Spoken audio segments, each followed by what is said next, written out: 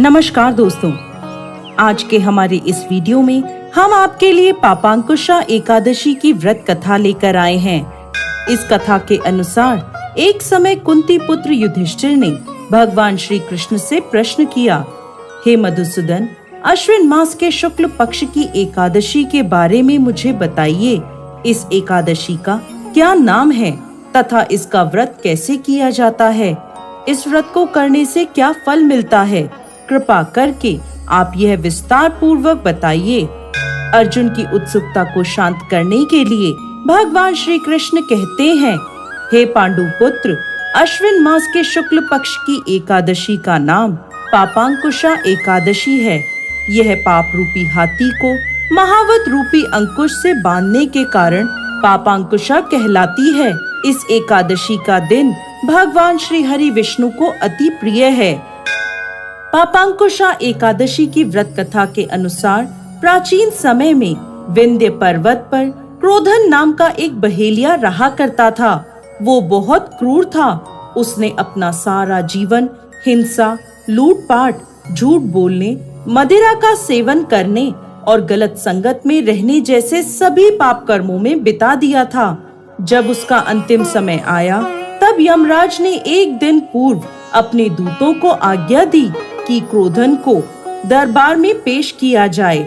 यमराज के दूत एक दिन पहले ही क्रोधन को लेने आ गए और यमदूतों ने उस बहेलिये से कहा, कल तुम्हारे जीवन का अंतिम दिन है, कल हम तुम्हें लेने आएंगे। यह सुनकर वो बहेलिया भयभीत हो गया और ऋषि अंगीरा के आश्रम में पहुंचा। वहां उसने महर्षि अंगीरा के चरणों में गिरकर प्रार्थना करी, हे ऋषिवर, हे मुनिवर, मैंने अपना समस्त जीवन हिंसा, लूटपाट, झूठ बोलने, मदिरा सेवन करने तथा गलत संगत में बिता दिया। कृपा करके आप मुझे कोई ऐसा उपाय बताएं जिससे मेरे समस्त पाप नष्ट हो जाएं और मुझे मोक्ष की प्राप्ति हो जाए। इस प्रकार बहेलिया के अनुग्रह करने पर महर्षि अंगीरा ने प्रसन्न होकर उसे अश्विन शुक्ल पक्ष की पापांकुशा एकादशी का विधि पूर्वक व्रत करने को कहा तथा श्री हरि विष्णु के पूजन का विधान बताया।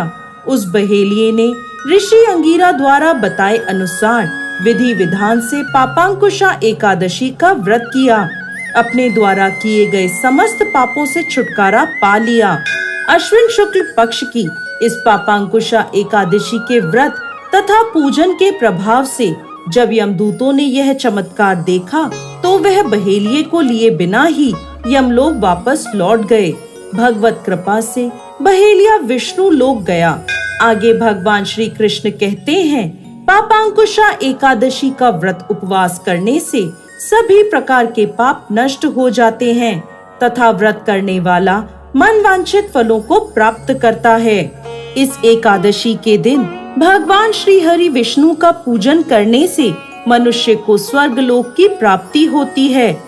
हे अर्जुन, जो फल मनुष्य को कठिन तपस्या करने से प्राप्त होता है, वो फल पापांकुशा एकादशी के दिन क्षीर सागर में शेषनाग पर शयन कर रहे भगवान श्री हरि विष्णु को स्मरण कर देने से ही प्राप्त हो जाता है।